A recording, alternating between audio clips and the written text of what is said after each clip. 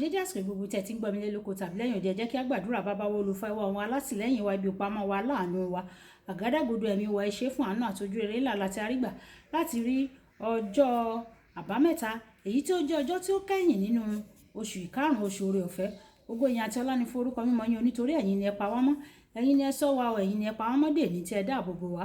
Ògo ni fún orúkọ mímọ́ yín o, Ọlọ́run aláàánú wa. Èní ọjọ́ àbámẹ́ta, gbogbo àbárere tí ẹ ní fún wa àti èyí tí àwa pàápàá ní fúnra wa, ẹ jẹ́ kó wá sí ìmúṣẹ, kí ẹ ràn wá lọ́wọ́. Ọlọ́run, ọ̀rọ̀ tí a ò gbéyàwó lé ní kó ṣe ayé ọkàn àti ara wa ní rere, kó má ṣe lòdì sí wa ní ọjọ́ ìdájọ́, nítorí tí a gbàdúrà ní orúkọ Jésù Kristi Olúwa wa. Àmín. Orúkọ Jésù. Ìwé ọ̀run ṣíṣí tí a tẹ ọwọ́ olùṣọ́ àgùntàn yín náà kọ Adéjàre Adébóyè kọ. Èní ọjọ́ àbámẹ́ta, ọjọ́ 21 oṣù ìkarùn-ún. Àkòrí tí a ò gbéyàwó sọ pé jọ̀wọ́ gbogbo rẹ̀, jọ̀wọ́ gbogbo rẹ̀. Àwọn àkọ́sórí wa nínú ìwé Mátíù orí 19 ẹsẹ̀ 29. Mátíù orí 19 ẹsẹ̀ 29. Àti pé ẹnikẹ́ni tí ó bá fi ilé tàbí arákùnrin tàbí arábìnrin tàbí bàbá tàbí ìyá tàbí àwọn ọmọ tàbí ohun ìní rẹ̀ sílẹ̀ nítorí orúkọ mi, yóò gba ọgọ́rùn-ún èrè rẹ̀ láyé, wọn ò sì tún jogún ìyè àìnípẹ̀kun. Ìgbà tí a mú bíbélì kíkà wa nínú ìwé àwọn ọba kìíní orí 19 ẹsẹ̀ 19 títí dé ẹsẹ̀ 21. Ìwé àwọn ọba kìíní orí 19 ẹsẹ̀ 19 títí dé 21. Bẹ́ẹ̀ ni ó padà kúrò níbẹ̀, ó sì rí Èlíṣà ọmọ Sáfátì, ó ń fi àjàgà màálù 12 tulẹ̀ níwájú rẹ̀, àti òun náà pẹ̀lú 12. Èlíjà sì kọjá tọ̀ ọ́ lọ, ó da agbádá rẹ̀ bò, ó sì fi àwọn màálù sílẹ̀, ó sì sáré tọ̀ Èlíṣà lẹ́yìn. Ó wí pé, èmi bẹ̀ ọ́, jẹ́ kí èmi lọ fi ẹnu kò bàbá àti ìyá mi ní ẹnu, nígbà náà ni èmi yóò tọ̀ ọ́ lẹ́yìn. Ó sì wí fún un pé lọ padà, nítorí kí ni mo fi ṣe ọ́? Ó sì padà lẹ́yìn rẹ̀, ó sì mú àjàgà màálù kan, ó sì pa ọ́, ó sì fi ohun èlò àwọn màálù náà bọ́ ẹran wọn, ó sì fi fún àwọn ènìyàn, wọ́n sì jẹ. Òun sì dìde, ó sì tẹ̀lé Èlíjà lẹ́yìn, ó sì ṣe ìránṣẹ́ fún wa. Ẹ tẹ́tí bẹ̀rẹ̀ jẹ́ láti gbọ́ ohun tí olùṣọ́ àgùntàn yín náà kọ Adéjàre Adébóyè ní fún wa ní èní ọjọ́ àbámẹ́ta. Nígbà tí Èlíjà lọ sí oko Èlíṣà, tí ó da agbádá rẹ̀ lé, Èlíṣà kò fi àsìkò ṣòfò rárá o, tí ó fi jọ̀wọ́ ohun gbogbo fún ìpè Ọlọ́run.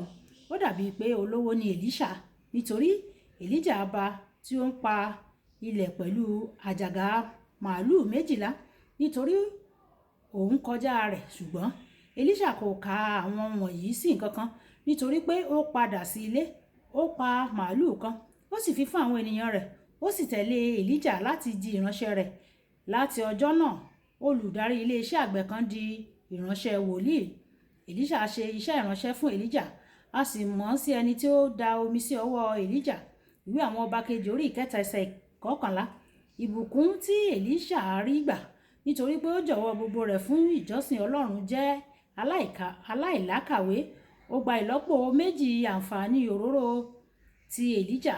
Nínú ìwé ọba kejì orí 2 ẹsẹ̀ 9 dé 15, ó gba ìlọ́po 2 ìfàmì òróró yàn ti Èlíjà. Ó di bàbá fún àwọn orílẹ̀-èdè. Ìwé àwọn ọba kejì orí 6 ẹsẹ̀ 21. Lẹ́yìn ikú rẹ̀, àwọn egun rẹ̀ sọ ọkùnrin òkú kan di alààyè. Ìwé ọba kejì orí 13 ẹsẹ̀ 21. Nígbà tí ènìyàn bá jọ̀wọ́ gbogbo rẹ̀ fún ẹni tí ó dá, yóò gbé ayé tí ó ní ìtumọ̀.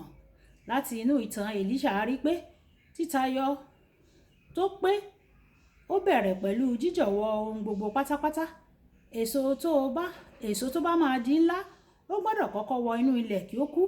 Ó gbọ́dọ̀ jọ̀wọ́ ẹwà àti agbára rẹ̀ sílẹ̀ kí ó dìbàjẹ́, nítorí kí ìyè tuntun kí ó lè rú jáde láti inú rẹ̀.